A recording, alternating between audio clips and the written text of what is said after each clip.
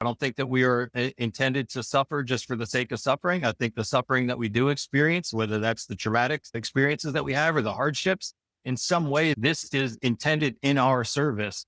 And I believe that if we can connect the hardships and the traumas from our past to our purpose and to what we want to aspire to become, it's a lot easier to, to deal with some of those. We can release a lot of the pain, the resentment, the frustration, and the anger from a lot of those past troubling experiences that we had, if we can see how that maps to who we're trying to become.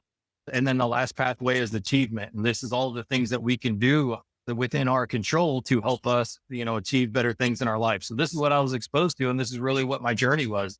That demon for me came from a loss of connection, a loss of permission to be authentic, which affected my emotional resilience. It affected the way that I felt about myself.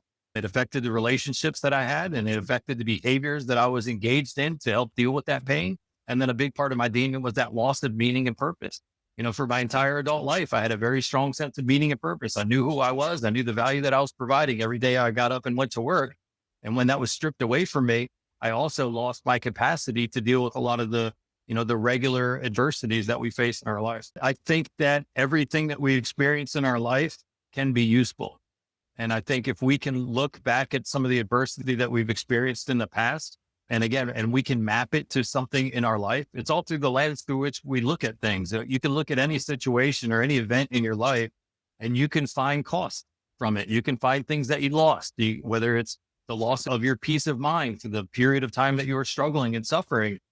And you can also look at any adversity or any struggle in our life, and you can find ways that you've grown. Maybe just your capacity to endure suffering grew, but through everything that we've learned in our life and every new skill, every new talent, every way that we've grown as an individual, whether it's maturing through adolescence and through early adulthood, everything that has benefited us to become a better version of ourselves in some way has only come through struggle, through suffering.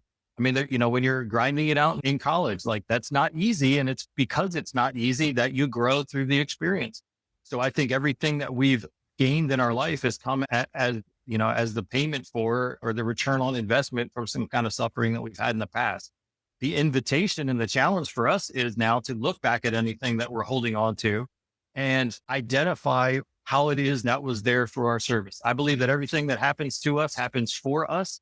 So every struggling time, every challenge that we face, it takes a certain state of mind to be able to kind of connect the dots sometimes. And I think the ultimate place and where I try to get to, and I'm not there often, but the ultimate place is that anything can happen in my life.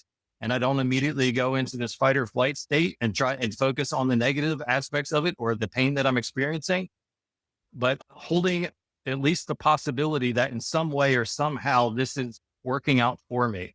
Whether it's a simple thing like you're driving home from work and you get a flat tire. Now you're stuck on the side of the road and all you're thinking about is the cost that you're going to be home late. You're going to miss dinner. You're going to upset your evening schedule. You're going to have this expense for this flat tire. Now you're stuck on the side of the road. Even in that moment, if we can say, okay, I don't know what it is, but I'm at least open to the possibility that somehow this is working to my advantage. If we can at least hold on to that frame of mind or that reference for a moment, then maybe we can see the evidence around us that does exist.